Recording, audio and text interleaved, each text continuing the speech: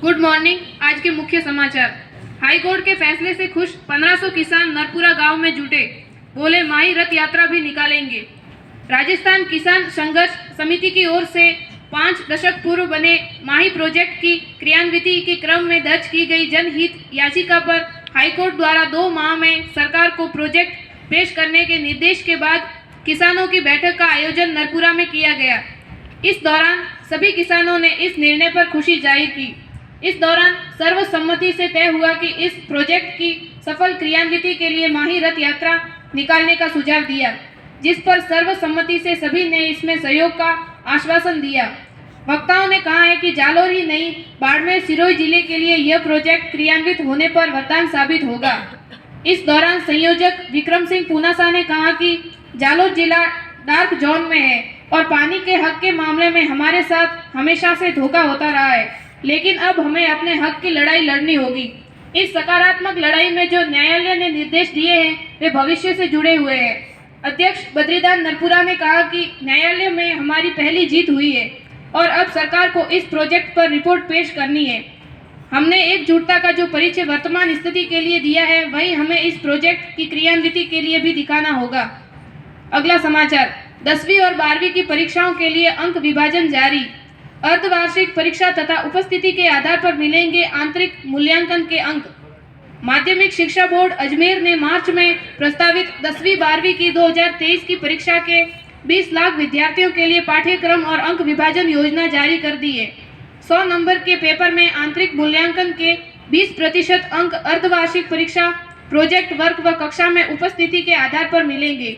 इनमें 5% project work, 5% कक्षा उपस्थिति विद्यार्थी के व्यवहार, शेष 10% अंक अर्धवार्षिक परीक्षा व 3 क्लास टेस्ट में प्राप्तांकों के आधार पर दिए जाएंगे। अगला समाचार। Old pension scheme. NITI Aayog ने कहा यह भविष्य के करदाताओं पर बोझ। राजस्थान सहित 4 राज्यों में पुरानी पेंशन योजना लागू होने के बाद केंद्र और राज्यों के बीच इसकी राशि को लेकर खींचतान बढ़ रही है। वहीं हिमाचल प्रदेश के बाद अब गुजरात में भी ओपीएस बड़ा चुनावी मुद्दा है। इस बीच नीति आयोग के उपाध्यक्ष सुमन बेरी के बयान ने मामले को गर्मा दिया है। उन्होंने राजनीतिक दलों से वित्तीय अनुशासन का पालन करने का आह्वान किया है।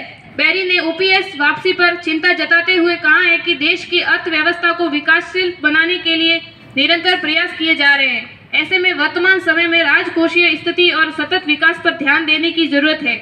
आज के समाचार समाप्त। धन्यवाद। विश्व में हरित क्रांति के जनक किसे कहा जाता है?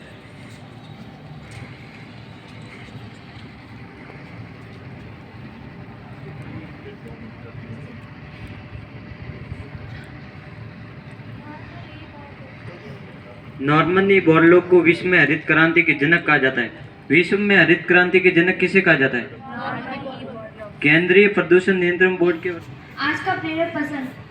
महाभारत के काल में जब गुरु द्रोणाचार्य अपने शिष्यों को शिक्षा दे रहे थे, तभी वहाँ एकलव्य नामक एक बालक आया जो कि गुरु के पास शिक्षा लेने के उद्देश्य से आया था। तभी गुरु द्रोणाचार्य ने कहा कि मैं सिर्फ राजपुत्रों को शिक्षा देता हूँ, यह बताकर उन्होंने शिक्षा देने से मना कर दिया। तभी एकलव्य नामक बालक ने स्वयं ही द्रोणाचार्य को अपना गुरु मानकर शिक्षा लेने लगे। उन्होंने शिक्षा में वे अपने निरंतर अभ्यास व एकाग्रता से इतने निपुण हो गए कि एक बार उन्होंने एक कुत्ते के मुंह को पूरे बाणों से बांध दिया, रक्त की एक बूंद बहाए बिना। यह सुनकर गुरु द्रोणाचार्य आश्चर्यचकित हो गए। वे एकलव्य से पूछने लगे कि तुम्हारे गुरु कौन है। तब एकलव्य ने मिट्टी से बनी मूर्त के पास जाकर द्रोणाचार्य के बारे में बताने लगा। तभी द्रोणाचार्य ने अपनी शिक्षा न देकर उन्हें लगा कि मुझे इसको शिक्षा देनी चाहिए थी, लेकिन फिर उन्होंने अपनी गुरु दक्षिणा में उनके हाथ का एक अंगूठा मांगा, जिसे एकलव्य ने निडर होकर उनके चरणों में अर्पण कर दिया। शिक्षा इससे हमें इस प्रेरक प्रसंग से हमें यह शिक्षा मिलती है कि हमें कोई भी कार्य करना है तो मन में सच्ची भक्ति, एकाग्रता व निरंतर अभ्यास से हम कठिन से भी कठिन कार्य आसानी से कर सकते हैं। धन्यवाद।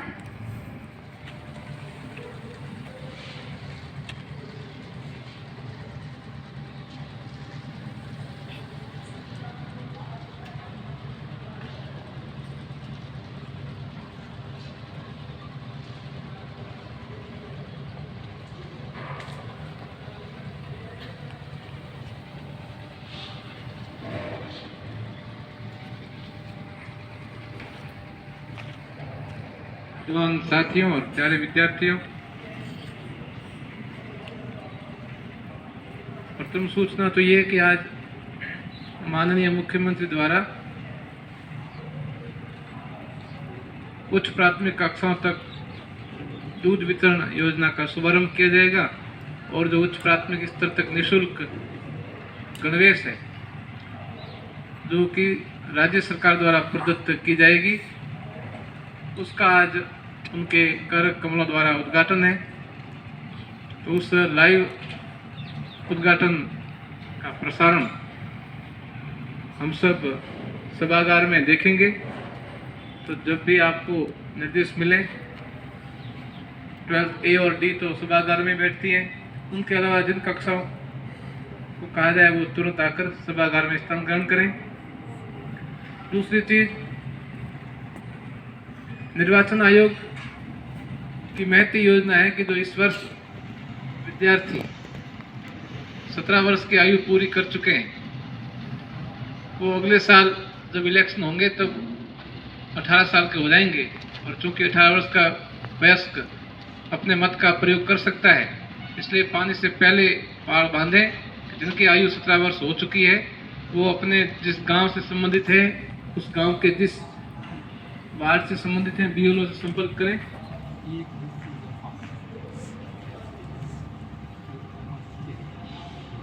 जिनकी डेट ऑफ बर्थ 1 अक्टूबर 2005 से पहले है, वो मान लें कि अपना पंजीयन करवाएं, अपने गांव के अपने वार्ड से संबंधित BLO से मिलें और अपना नाम नोट करवाएं।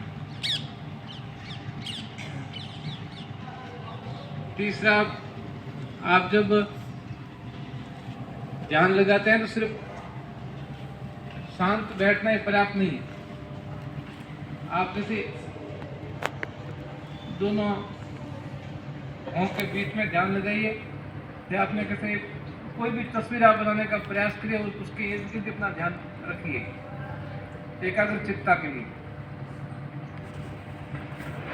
एक और बात, कैंप चल रहे हैं तो असलम जी के निर्देश में और आपके जो भी दल प्रभारी है उनके निर्देश में जो भी आपको करणीय कार्य दिए जाते हैं, आप उन्हें मुस्तैदी से करें। वही डिस्टर्बेंस न कैंप वालों को बगैर कैंप वालों से और न बगैर कैंप वालों को कैंप वालों से हो। धन्यवाद।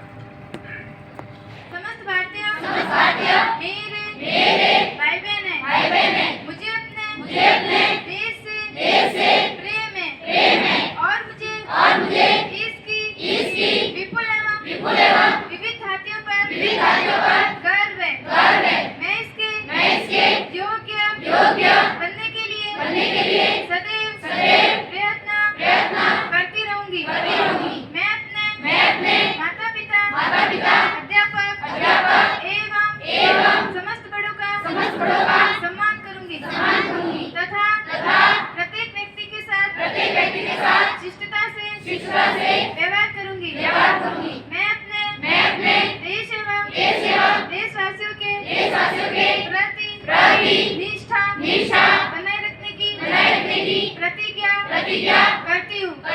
मेरी प्रसन्नता केवल उनके कल्याण एवं उनकी सुख समृद्धि में निहित है। जय हिंद।